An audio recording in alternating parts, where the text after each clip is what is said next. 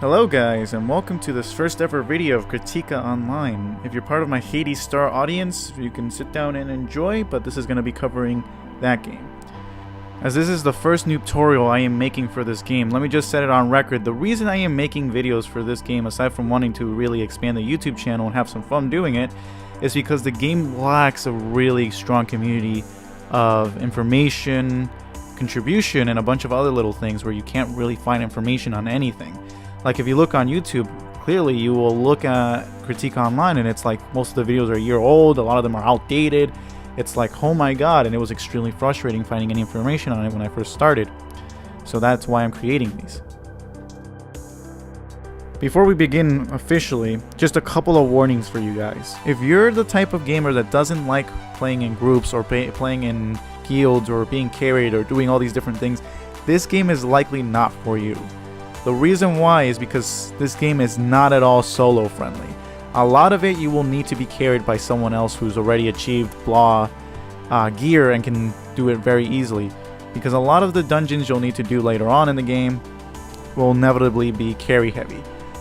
The other thing to note as well is that the game is also alt heavy, or alternative character if you don't know what an alt is. That being said, you'll likely create multiple alternative characters for this very same purpose, that in the end game you have really difficult dungeons on top of being, carried and so forth. You only have a limited entry every week, which resets every Wednesday. And the reason why you want multiple characters is because instead of just having 3 entries per week, you'll have like 9 or 12 or whatever amount of alts you've leveled up to that point.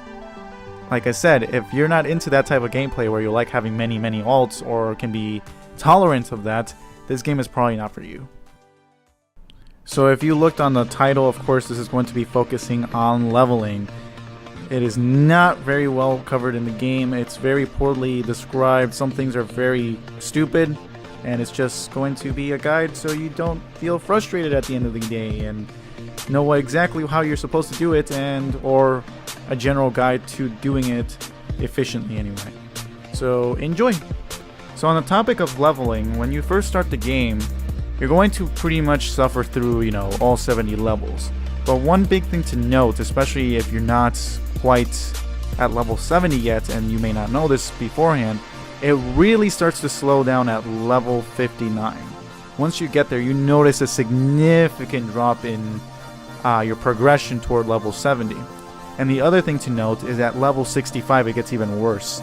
And it's not obvious how you can get to level 70 from that point forward. Which, if you don't know this already, it's usually either through Windhelm or through Pavilion Extreme dungeons. Now, with these dungeons, unless you're somehow really well geared, which I somehow doubt, you're going to need to get carried by someone, and often there's multiple ways to do this. You can actually pay someone to carry you, it depends on the person, but some people will charge like 5 million gold, some will charge 2 million gold, and it's called P level or power leveling in this game. So yeah, you can always pay someone to carry you. Maybe a guildmate might be nice enough to carry you through until level 70, but this is really where it gets really grindy and painful. And you may ask, Tech, why don't I just do the easier dungeons? Well, the reason why is because if you do the easy dungeons, you'll get a lot less XP per dungeon run, which is generally a waste of time.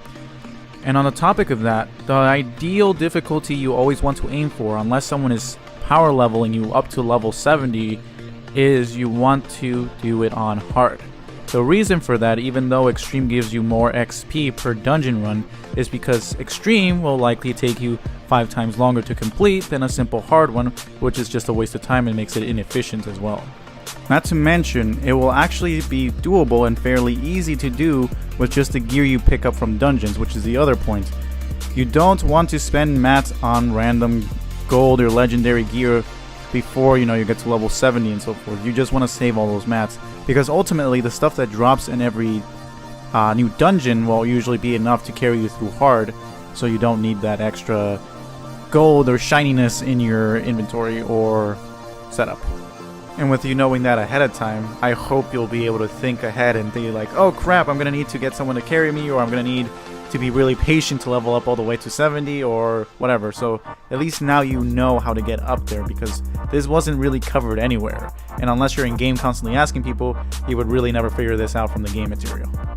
So another thing to note about leveling, and yeah, I guess I could be blunt about this. Your first character is going to suck to level. It really is.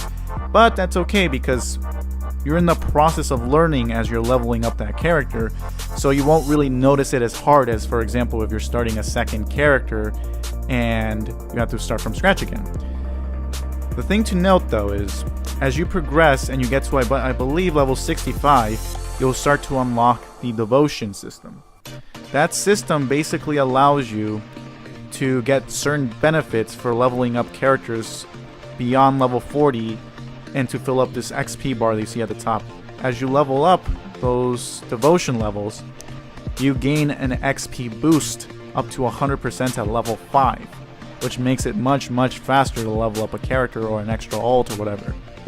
The other thing to note about the devotion system, aside from leveling, is that it also gives you a 5% drop bonus, which isn't really, obvious if you don't look at it.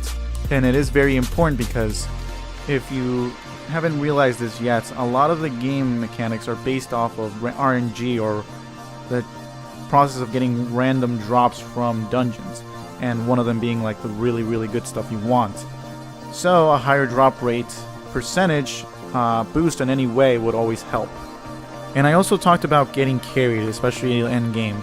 So how do you actually do that? Well, let me explain. There's this little consumable you'll get here and there, and you can get 2 daily from your guild if you join one. It's called a gigaphone.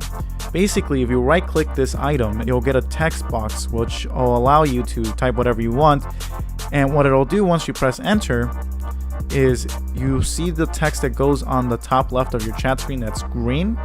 That's actually people shouting, and it goes across everywhere in the server, so it doesn't matter which channel you're in, it doesn't matter which map you're in or which town, it'll show up for every single player in the entire server.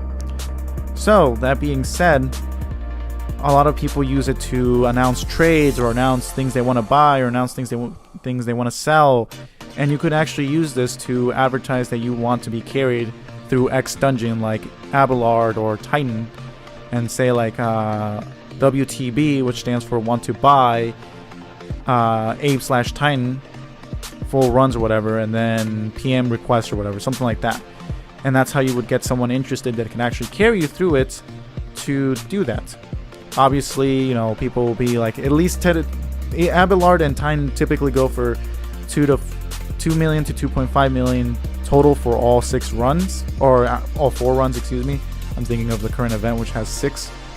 And then if you're doing win home dungeons, it depends on the extreme or ultimate dungeon, but they can go from 3 to 2 million per run. So this isn't like for all 3 of them, this is per run. So if you have 3 attempts to get into a dungeon left, it'll be 9 million if it's a 3 million rate. Okay, so a couple of extra little tips to help you along if you don't already know this. There are actually a couple little things you can do to boost your leveling speed. The first thing, and the easiest thing, especially if this is a brand new account that you just made, there is a promo code, which I'll show on the screen now, which will give you Elite for 3 days. And Elite, if you haven't looked at the benefits already, part of it is it helps you with leveling, I believe, with monster kills.